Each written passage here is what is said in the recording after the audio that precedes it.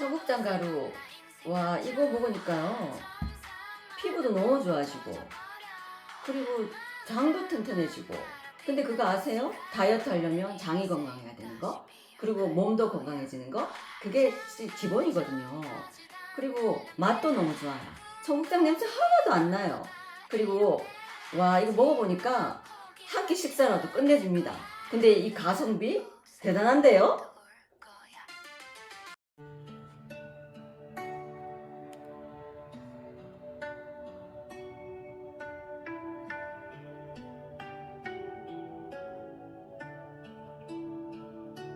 강원도 정선 옥수수밭에서 부처님 가피로 단감하셨네. 우리 수 아래 깨달음을 얻고 붓다의 길을 걸어가셨네. 천년부자를 만행하시며 양산동두사의 뜻도 하셨네. 해인사에서 성철 스님 시봉하며 제2의 성철 스님 유명세탄 송광사에서 주역재석 사주계의 대가 독보적 존재 육십갑자 천도제 정석 대아령 천도제 영도만 불구사례가 피함께하네. 나무와 밑탑을 관세음보살 동징출가 바가 눈이 오나 전국 사찰을 두루 다니시네. 붓다의 가르침 실천하시며 중생 구원길 열어가셨네. 사주의 정석 전해주시니 타의 추종불가 그 뜬 가르침 육십갑자 천도제 정석 대아령 천도제 영도만 불공사례가 피함께해. 나무와 밑가불 관세음보살 육십갑자 천도제 정석 대아령 천도제 영도만 불보살애가 피함께하네. 나무와 밑탑을 관세음보살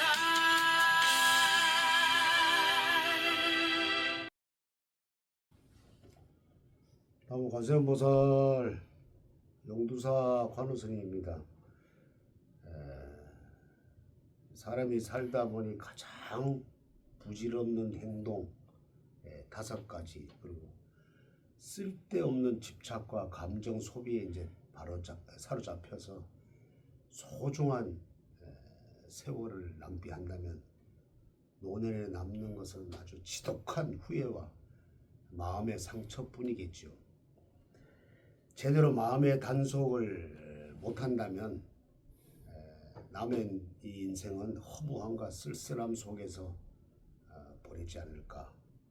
품격 있고 편안한 노후를 보낼 수 있는 이 5가지 비결이 좀 알려드리겠습니다. 첫 번째, 남과의 비교는 절대 하면 안 됩니다. 타인의 내 삶의 존엄성과 소중한 행복이 이 송두리째 무너진다고 생각이 들죠. 두 번째는 지나친 걱정입니다. 우리는 지나간 과거 또 오지 않는 이 걱정을 해서 나날이 고통을 보내고 있다. 그리고 이 지나친 걱정은 안 하는 게 좋다. 그때 걱정이 오면은 그때 생각을 해야지 끌어당겨서는 할 필요는 없다. 세 번째, 남 감정 맞추기를 할 필요가 없다. 내 자신도 참 살기 버거운데 일일이 남의 걱정을 남의 간섭을 하고 살면은 내 마음만 핍박해진다. 타인의 기분을 살피다가 정작 내 자신은 철저히 외면을 당할 수가 있다. 그리고 또 네 번째는 과거의 이제 미련입니다. 나이가 들면은 물론 젊었을 때 화려한 그런 삶이 있었겠죠. 한때는 그렇죠. 지나간 미련을 빨리 버리는 게 내 삶이 튼튼해진다. 그리고 마지막으로 이제 허세를 부리면 절대 안 된다.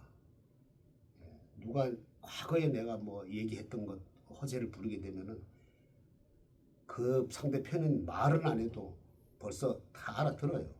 그리고 아주 저 사람이 얼마나 지금 비약했으면은 저런 말을 할까. 오히려 그분한테 나를 좀 잘 봐주세요 하는 그런 비굴한 밖에 안 된다. 그러니까 허세를 부리면 빈 껍데기만 남게 된다. 이처럼 부질없는 집착을 버릴 때 비로소 남은 인생이 좀 당당해진다. 어디 가서라도 비굴해지지 않고 당당할 수 있다. 돈이 없어도 되고 또 내가 가진 것 없어도 되지만은 마음만큼은 좀 당당해질 필요가 있다. 안녕하세요, 박사님. 예, 가르 교수님 안녕하십니까. 자, 오늘 본문 중에 이 허세라는 단어가 마음에 확 와닿네요.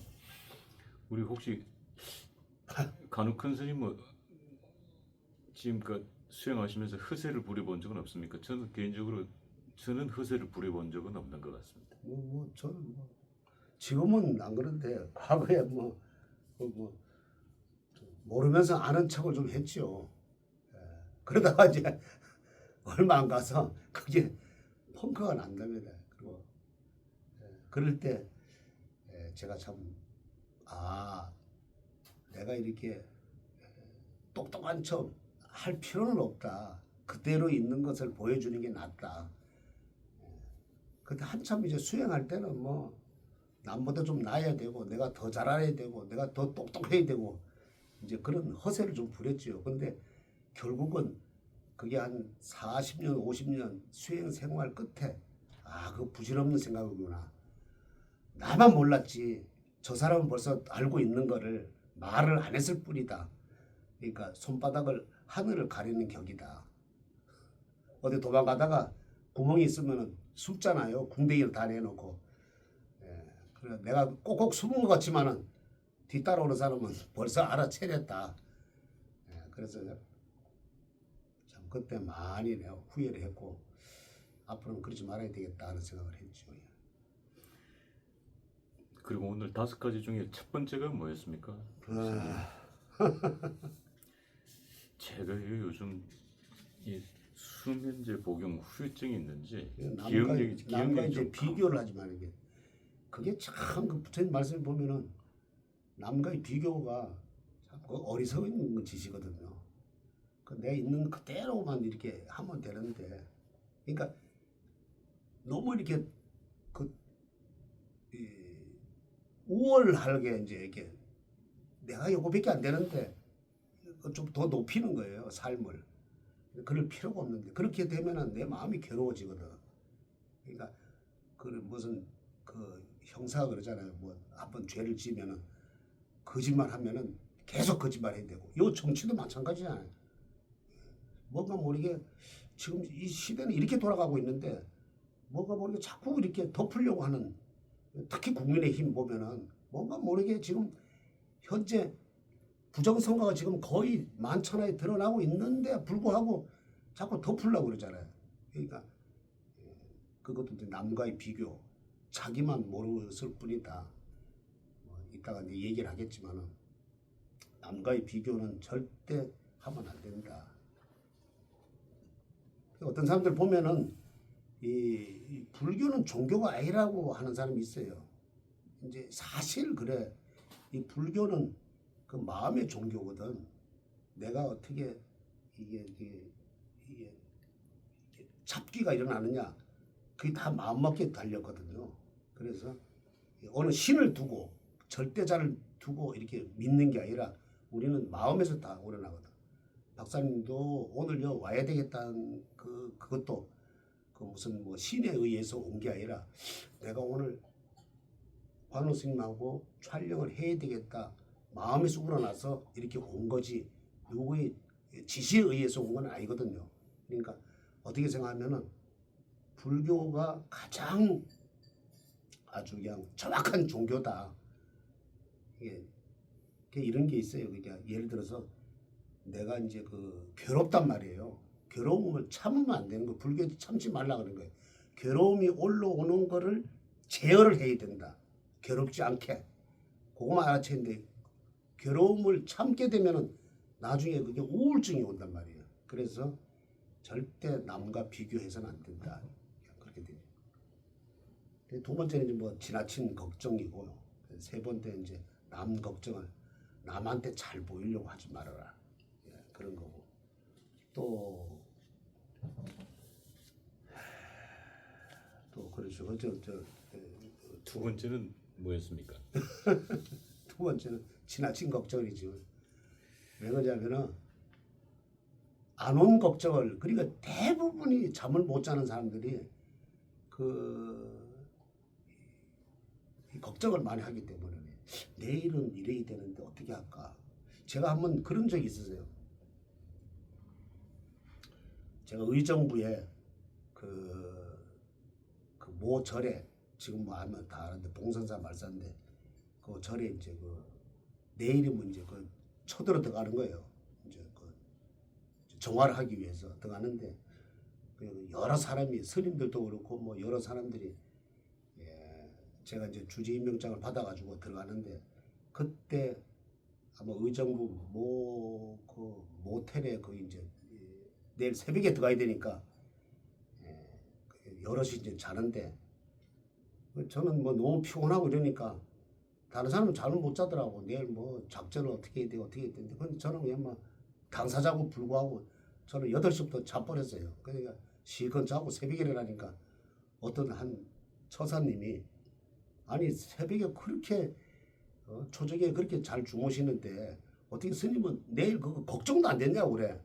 아니 걱정을 하면 뭐 하냐고. 내일은 내일 일일지 이렇게 했더니까 나를 이해를 못하는 것처럼 말이야. 그렇게 또 그 걱정을 해주더라고. 그래서 지나친 걱정은 안 하는 게 좋다. 그러니까 대부분이 불면증이 있는 분들은 보면은 걱정을 너무 많이 해서 불면증이 있다. 그래서 잠을 못 자니까 뭐 이제 약에 의존하고 이제 그러는데 그럴 필요가 없다.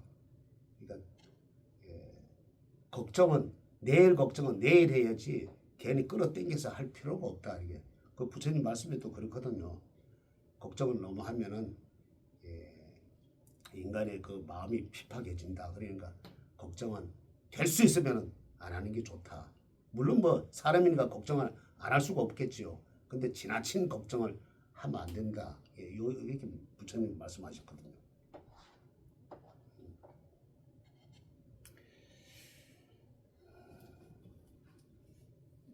우리 간혹 선생님께서는 그 첫 번째 말씀 중에 그 타인과 남과 비교하지 마라라고 하셨는데 혹시 뭐 남과 비교하면서 사신 적은 없습니까? 아니 뭐 초창기에는 저는 그런 적은 없습니다. 초창기에 뭐 그런 적이 있지요. 내가 그 수행 과정에 나도 주지를 해야 되었고 또 돈이 좀 이렇게 좀 모이면은 또 남을 이렇게 좀 도와줘야 되겠다 하는 마음을 내가 가졌지요. 근데 그게 다 욕심이고 부질없는 생각이다. 그 왜 그러냐면은 있는 마당에서 좀 나누는 게 좋지 돈이 많이 모이면은 도와준다는 그거는 이게 틀린 말이거든요. 그래서 한때는 뭐 승려가 되고부터는 아주 그냥 뭐 꿈이 컸지요. 뭐 한 4, 5년 이렇게 흐르고 나니까 뭔가 모르게 일을 하기 위해서 의욕만 앞서는 거예요. 근데 절대로 의욕을 앞서면 안 된다. 부처님 말씀에 다 나와 있어요. 나와 있는데도 젊은 혈기에 뭐 20대 초반, 20대 후반 이럴 때는 그냥 막 밀어붙이고 막 그랬죠. 근데 그게 순리대로 해야 된다. 그리고 언젠가는 이 육식값제 집어보면은 이분의 그 운때가 있어요. 부처님 말씀에는 그런 요행을 바라지 말라고 이렇게 말씀하시지만 우리나라의 이 기복불교가 지금까지 이렇게 몇 천 년을 흘러왔거든요. 한 700년을 흘러왔기 때문에 그것도 기복불교, 복비는 불교. 그래 그거를 무시하면 안 된다. 그래서 항상 이 사람은 보면은 어느 때 어느 시기에 잘 되고 못 되고 할 때가 있다. 특히 잘 되기 위해서는 항상 마음을 바로 가져야 되고 또 복을 지어야 된다. 그 복이라는 거는 재물을 많이 나눠줘서가 아니라 내 마음에 그러니까 구업도 짓지 말고 왜 될 수 있으면은 쓸데없는 그 목숨을 내가 살기 위해서 뺏지 말아라. 뭐 그런 거죠. 그래서 지금 생각하면은 뭐 제가 한 40대 참 그 후반까지는 뭐 알게 모르게 뭐 이렇게 구업도 많이 짓게 되고 또 불교의 또 교리에 또 언한 또 행동도 했지만은 지금 생각해 보면은 그게 다 선생님으로 또 나한테 득이 되는 그런 거였구나. 만약에 내가 잘못을 안 했다면은 지금 이렇게 뭐 큰 자리에 또 큰 스님으로 있을 수가 없었죠. 모든 사람이 잘못을 하기 때문에 그거를 이제 얼른 깨우쳐서 그걸 이제 교수로 살면서 또 인생의 지표로 살면서 내가 빨리 새롭게 전환하는 게 그게 인생이다. 만약에 그걸 깨닫지 못하고 계속 그 악업을 짓는다면은 그거는 수행자로서는 있을 수 없는 얘기죠. 자, 이 지금 구업에 대한 말씀을 주셨습니다만은 요즘 그 민주당 전당대회를 보고 있으면은 뭐 정청래 그리고 김민석 구업을 정말 짓고 있는 것 같아요. 구업을. 그리고 지금 이재명 대통령께서도 지금 어찌됐든 이 지지율이 심상치가 않습니다. 최근에 발표된 이재명 대통령 지지율 보니까 최근에 이제 세계 여론조사 기관의 자료들을 보니까 40% 초반까지 지지율이 떨어졌더군요. 이재명 대통령에 대해서 많은 기대를 걸었던 분들이 지금 많이 실망을 한 그 결과치가 아닌가 싶기도 한데 이재명 대통령의 지지율 폭락과 관계돼서 바로 큰 스님께서는 어떻게 보십니까? 지금 뭐 보면은 지지율이 떨어질 수밖에 없는 그런 정책이 많이 있더라고. 그 지금 이렇게 보면은 뭐 청와대에서 뭐 이렇게 오픈해서 회의를 하는 거 이렇게 보면은 당신이 얘기를 하고 그냥 날카로운 질문도 좀 해야 되는데 그걸 못 하고 있더라고. 이 장관들도 그냥 자기가 얘기해놓고 뭔가 모르게 뭐 이렇게 뭐 국민들한테 뭐 좋은 쪽만 얘기를 해. 실질적으로 이게 이 국민들 삶은 이게 녹록치 않아요. 지금 물가도 엄청 올랐다 그러고 또 특히 부동산 뭐 잡는다 해놓고 뭐 이렇게 뭐 팔면은 또 양도세가 또 뭐 많다든가 뭐 이렇게 보면은 실패하는 정책이 아닌가. 그러니까 자기들만의 그 회의다. 국민이 와 닿는 피부로 와 닿는 건 하나도 없다. 그리고 거의 1년밖에 안 됐는데 40% 밑에 뭐 41%인가 이래 되는데 나는 어떻게 나온지 모르지만은 나는 그보다 더 떨어졌다고 나는 생각을 하는데 내가 이게 듣기로는 근데 뭐 한 30%까지 내려간다면은 그 뭐 다들 또 위험하다 그러더라고. 그 위험하다는 얘기는 나는 참 이 스님으로서 얘기할 수가 없는데 하여튼 심각한다고 다들 그래요. 그래서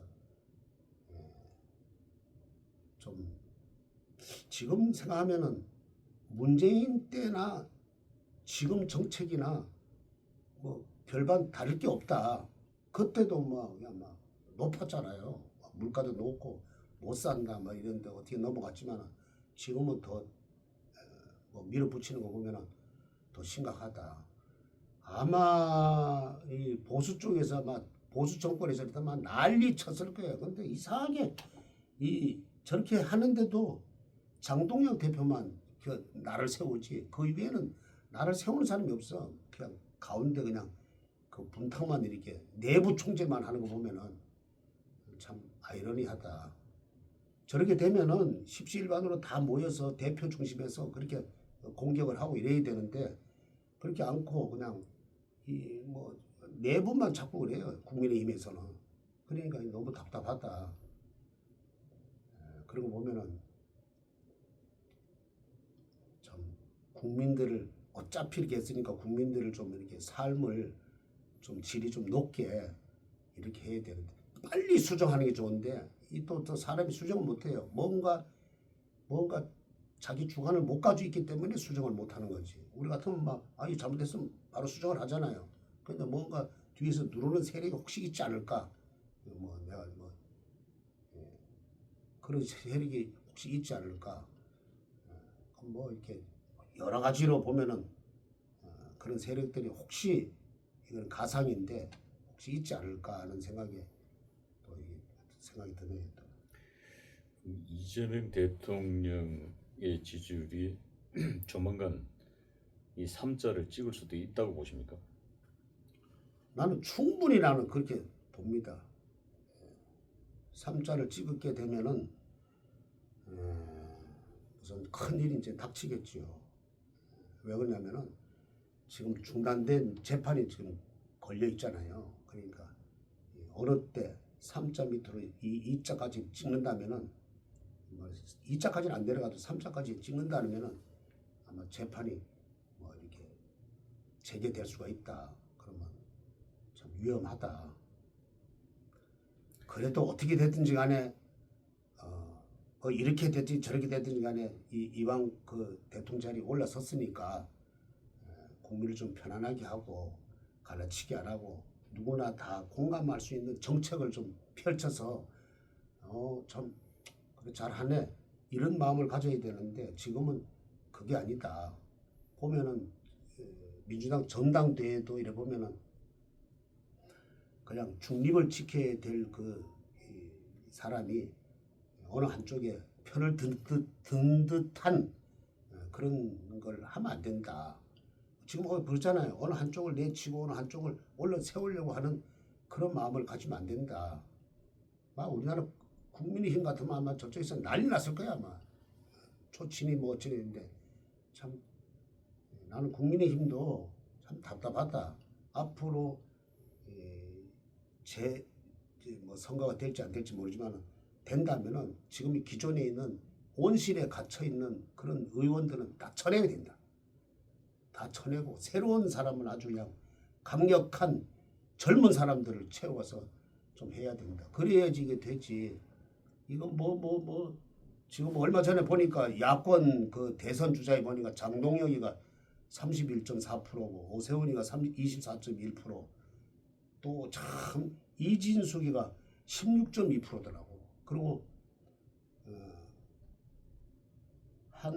한동훈이가 13.9%인데 나는 한동훈이는 그냥 일부러 끼워 넣었다 생각하고, 오세훈이는 1,000만 원 벌금 나왔으니까 그것도 뭐 그렇고, 지금 보면은 장동혁이하고 이진숙이가 참 치고 올라오는데, 역시 이진숙 같은 이 의원은 그래도 야잖아.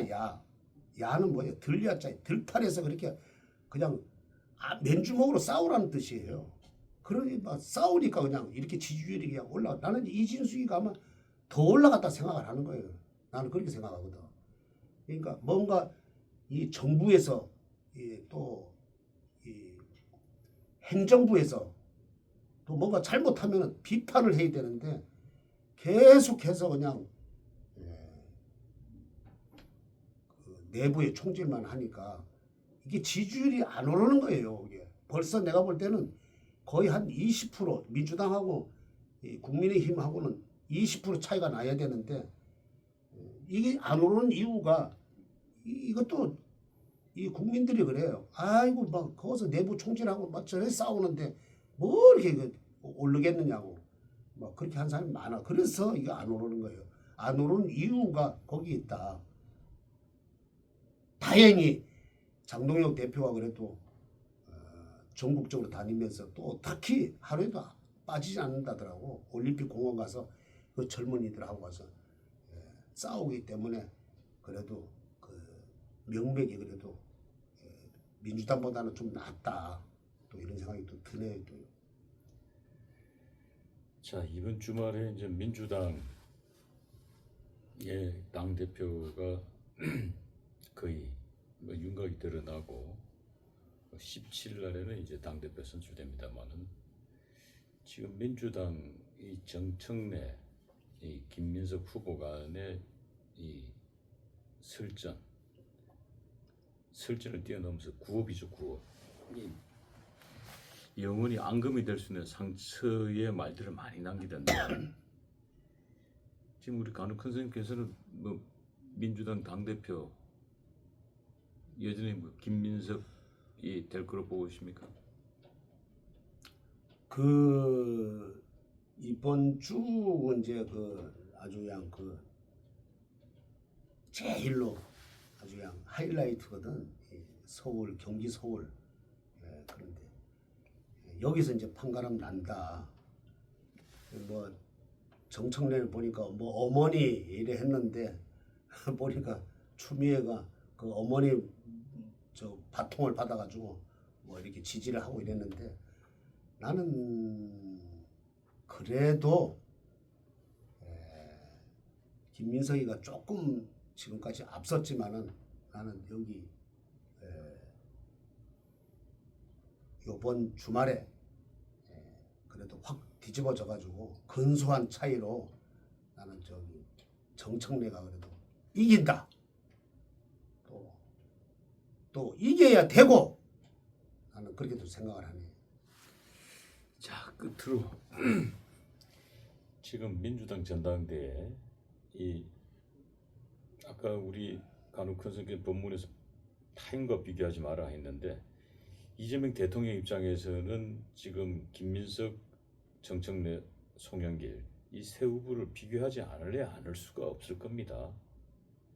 자, 그런 상황에서 이재명 대통령의 속마음의 1, 2, 3 1, 2, 3으로 매긴다면 이 세 후보 중에 1번은 누구고 2번은 누구고 3번은 누구라고 생각하십니까? 그 일본은 그 뭐 나와 있잖아요.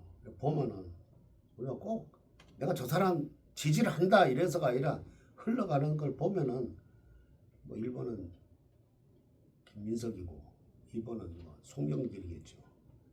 또 3번은 생각도 안 할 거야 아마. 자기 앞날을 생각해서. 그래서 그 불교 입장으로 봤을 때는 좀 넓은 마음을 갖고 하면 되는데 이 정치는 또 그렇지 않는가 봐도 뭐 박사님은 뭐 정치를 또 오래 해보셨겠지만은 그 내가 만약에 5년이 단임제잖아요. 그러면 5년 하면은 정책만 잘 펴고 정치만 잘 한다면은 누구를 신고 누구를 하겠어요. 근데 다 옛날에 그래도 내 사람이었고 내 편이었는데 이게 뭔가 모르게 이 정치는 이 갈라치기를 해야지만은 이게 되는가 보죠.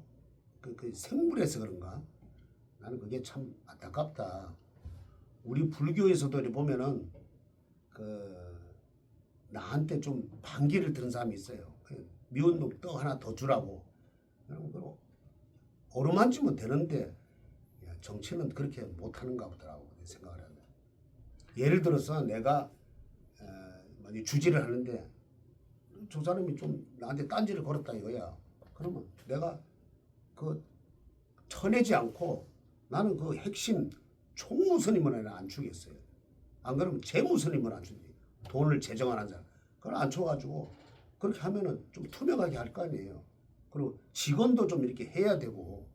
그런데 그 정치는 뭐 그렇지 않는가 봐. 모든 세력이만 어울려서 하는 거기 때문에. 그래서 불교에 대한 그 자비, 구업 같은 거, 지나친 걱정 이런 거를 좀 아우르면은 좀 화합되게 할 수 있는데 참 그게 너무 안타깝네요. 근데 이런 게 있는가 봐. 어떤 사람이 있어. 내가 너무 구려. 그런데 그거를 마모하기 위해서 또 내 사람을 쓰는 그 경우도 있겠죠. 그런 경우 있겠지 아마. 자, 끝으로 이제 백중 7일 백중이 며칠 안 남았습니다. 예, 백중 강군 말씀 듣고 저희 방송 마무리하겠습니다. 백중도 보니까 뭐 2주가 다 안 남았네요. 참 어떻게든지 간에 우리나라에는 그래도 박정희 대통령, 유경수 영부인 참 대단한 그 두 영웅이 안 나타났다면 우리나라 지금 이렇게 앉아서 이렇게 발벗고 살겠어요? 편안하게 살겠냐고. 밤에 12시에 넘고 3시 돼도 뭔가를 주문하면 집 앞에까지 도착한 그렇게 살겠느냐고. 지금 아마 그 두 분이 어른이 없었다면 지금 중동이고 어디 필리핀으로 가가지고 노예 생활을 했겠죠. 그분들 참 꼭 용두사만 아니라 각지에 그 영정 많이 모셔놨잖아요. 거기 등을 좀 많이 키시고 또 장동혁 대표 지금은 요즘은 잘 안 나오는데 저 민주당 그 전당 때문에 잘 안 나오는데 보면은 열심히 하루도 안 빠지고 저녁 8시면 그 월공 가가지고 젊은 청년들하고 태극기 흔들고 아주 그냥 열심히 일을 하더라고. 그분들 위해서 또 전환길 선생 또 좀 등도 좀 많이 키고 또 부족초도 많이 좀 밝히기를 부처님께는 이제 간절히 바라겠습니다. 성불하십시오. 지리산에서 전통 방식의 국산 콩으로 만든 천국 분말 먹어보니 정말 속이 편안합니다. 장 튼튼, 몸 튼튼, 진상 명가 천국 분말이 최고입니다. 010-5519-2231